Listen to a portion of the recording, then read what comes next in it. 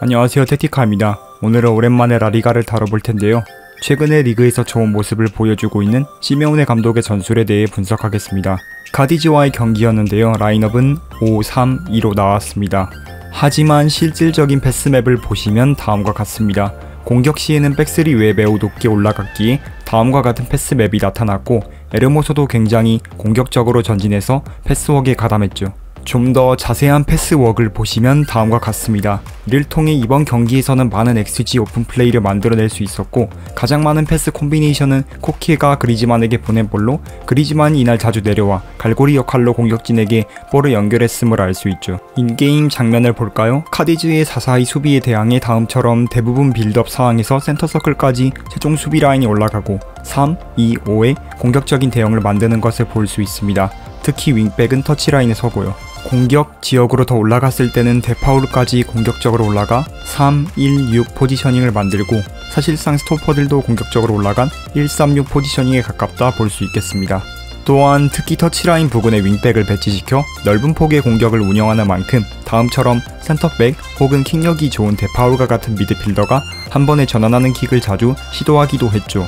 이는 카라스코와 몰리냐 히트맵을 보시면 거의 윙어에 가까운 히트맵이 나왔음을 볼 수 있고, 특히 안쪽까지 드리블을 치고 들어와 득점 기회까지 만들어냈던 카라스코였기에 안쪽까지 히트맵이 두드러진 것을 볼 수 있죠. 그렇게 첫 번째 득점 장면에서 카라스코가 박스로 들어오며 수비의 시선을 분산시키고 그리즈만의 득점으로, 카라스코의 스탯을 보면 지역 드리블을 통한 전진에 많이 기여했음을 알 수 있습니다. 특히 오픈플레이 상황에서 공격이 잘 먹혀 들어간 것은 패스웍을 만드는 데 있어서 3자 패스 과정을 활용했던 것인데요. 다음처럼 카라스코, 에르모소, 등지고 있는 그리즈만 손으로 가면서 상대 수비 라인을 벗겨내는 모습을 볼 수 있고, 르마, 모라타, 그리즈만의 히트맵에서 르마와 그리즈만이 각각 좌우 하프를 맡았지만 특히 두 선수 다 프리롤처럼 움직이며 공격 지역에서 볼이 연결될 수 있도록 도왔음을 확인해 볼 수 있죠. 또한 공격 지역으로 올라갔을 때 3선에 항상 3명의 선수가 라인을 다음처럼 만들며 언제든 좌우로 뻗어나갈 수 있는 대각선 패스 루트를 확보합니다. 이로 인해 측면을 통해 기회를 많이 만들어냈음을, 쇼트 패스와 스루 패스 모두 적절히 활용했음을 알 수 있죠. 우측면에서도 코케, 데파울, 그리즈만의 과정으로 그리즈만이 프리한 상태에서 디시전을 가져갈 수 있도록 해주고, 미드진의 히트맵에서 데파울은 특히 우측 공격 과정에 많이 가담했음을 알 수 있습니다. 앞서 말한 것처럼 그리즈만의 갈고리 역할도 인상적이었는데, 다음처럼 비첼의 패스를 받고 데파울에게 열어주며 수비 라인을 벗겨내는 모습, 때로는 내려와서 풀백이 벌려서는 넓은 공간으로 오픈 패스를 시도하기도 하고, 때로는 측면에서부터 직접 볼을 몰고 들어와 르마와 원투를 주고받고 득점까지도 연결시킵니다. 다음으로는 백스리의 히트맵을 보면 에르모소는 거의 윙백과 같은 히트맵, 히메네즈는 최후방 커버, 비첼도 커버와 최후방 빌드업 과정을 많이 도왔음을 유추해 볼 수 있는데요. 다음처럼 역시 내려오는 그리즈만을 활용해 코케, 그리즈만, 에르모소로 에르모소가 좌측에서 전진할 수 있는 환경을 만들려고 했고, 공격 진행 방향은 측면에서 골고루 진행되었지만 좌측이 가장 높은 활로인 것을 확인해 볼 수 있죠. 여기서 중요한 점은 전진 패스 클러스터를 보면 대부분 우측에서 발생한 전진 패스는 반대쪽을 바라보고 붙여준 패스 시도가 많았다는 점인데, 일단 좌측에서는 다음처럼 대각선 패스 루트로 히메네즈, 에르모소, 카라스코 식으로 열어가면서 카라스코가 빈 공간으로 전진할 수 있는 환경을 만들어주고, 우측에서는 다음처럼 박스 안으로 붙여주는 패턴을 가져갑니다. 다음 장면에서도 몰리냐가 안쪽으로 붙이는 모습을 볼 수 있죠. 즉 킥력이 좋은 데파울을 우측 사이드로 빼는 패턴도 다음과 같은 과정을 몰리냐와 번갈아 가면서 활용하기 위함이었을 것입니다. 그렇게 카라스코는 안쪽으로 들어오며 올라온 에르모소에게, 에르모소는 사각지대로 침투하는 모라타에게 주며 깔끔하게 득점으로 이어지죠. 에버리지 포지션을 보시면 확실히 좌측 공격 유닛의 위치가 높은 것에서 이를 확인해 볼 수 있습니다. 마지막으로 수비 과정인데 대부분 다음처럼 강한 프레싱보다는 물러선 형태의 5-3-1을 가져가며 중앙으로 향하는 패스 활로를 완벽하게 막아버리고 최후방에 5명을 배치하며 측면 끝자락에서 공격 전개를 시작하도록 만듭니다. 측면으로의 전진 패스가 발생하면 다음처럼 진행 방향에 있는 3라인의 꼭지점 미드필더가 나가서 프레싱을 걸죠. 윙백은 2차 압박을 위해 올라오고요. 반대 진행 방향 경우에도 동일합니다. 또한 상대가 공중볼로 전개하려고 할 때도 순간적으로 5-3 라인이 좁혀서 상대를 그 안에 가두어 경합에 실패하더라도 다시 소유권을 가져올 수 있는 우위를 만들어놓죠. 로우 블럭도 그 대형 그대로 내려앉아 중앙 패스기를 완전히 차단하고, 이로 인해 전방 압박 시에도 최전선의 투톱만 앞으로 나갈 뿐 나머지 선수들은 미들서드에 포진해 있는 것을 볼 수 있죠. 네, 지금부터 게임 내 설명으로 넘어가 볼게요. 가능한 단단한 컴팩트한 수비의 기조를 유지하며 공격적인 전술을 짜보려고 노력했습니다. 그리즈만은 톱 자리보다 다음처럼 배치한 이유는 때때로 내려와 좌우 전환 역할이나 패스 링크 역할을 하기 위함입니다. 직전 경기처럼 주도권을 가져오기 위해 전술 성향은 지배형으로 설정해 주었고, 공 소유 시 폭은 약간 넓게로 게이지를 올려 폭을 벌려주고, 수비진 빌드업에서 시작해 측면으로 퍼져 측면으로 향하는 대각 패스 루트를 활용하게 해줍니다.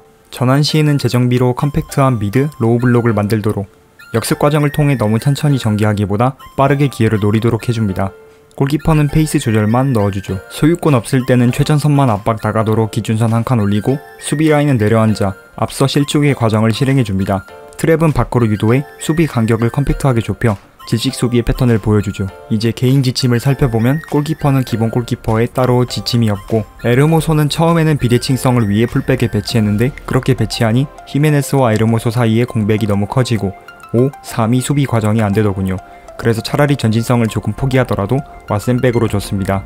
왓센백 공에 따로 개인 지침은 없습니다. 히메네스도 센터백 커버 넣어주고, 비첼에게는 공격형 수비 스토퍼 넣어주고 따로 개인 지침 역시 없습니다. 카라스코는 공격적으로 많이 올라가야 하니 컴플 윙백 공을 주고 세게 태클, 안쪽으로 드리블로 파고드니 자주 드리블, 위험 감수 정도 넣어줍니다. 몰리나는 윙백 공에 세게 태클 넣어주고 자주 크로스 넓게 퍼지기를 개인 지침에 넣어 실축 과정을 넣어주죠. 르마는 점플공에 더욱 앞으로 전진하라를 넣어 좌측 앞으로 전진하도록 해주고, 압박 과정을 위해 세게 태클, 그리고 우측으로도 이동을 위해 포지션 자유까지 줍니다. 코케는 딥라플 수비를 넣어 빌드업 상황에는 좀 내려오도록 해주고, 데파울은 중미 지에 역시 압박을 위한 세게 태클, 크로스 패턴을 위해 더욱 넓게 자주 크로스를 넣어줍니다. 그리즈만은 점플공에 포지션 자유, 템포 조절을 넣어 링크 역할을 하도록 해주죠. 모라타는 점플공을 주고 따로 개인 지침은 필요 없습니다.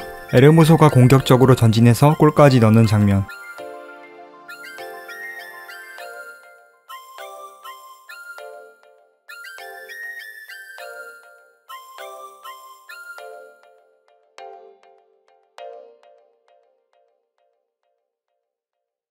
그리즈만의 연결고리 역할.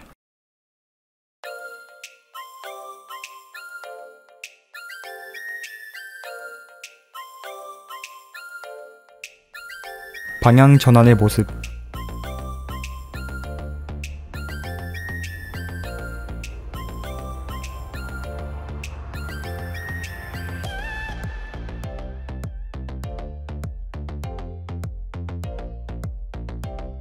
몰리나의 빠른 크로스, 모라타의 골.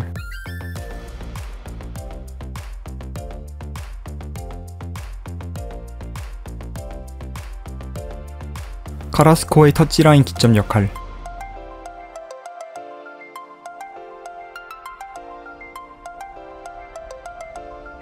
컴팩트한 수비 패턴까지 볼 수 있죠.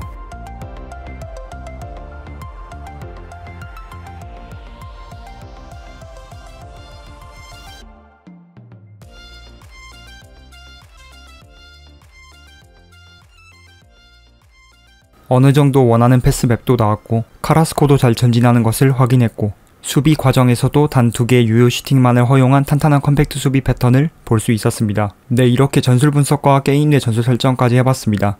저는 다음 콘텐츠에서 다시 찾아뵙겠습니다. 시청해주셔서 감사합니다.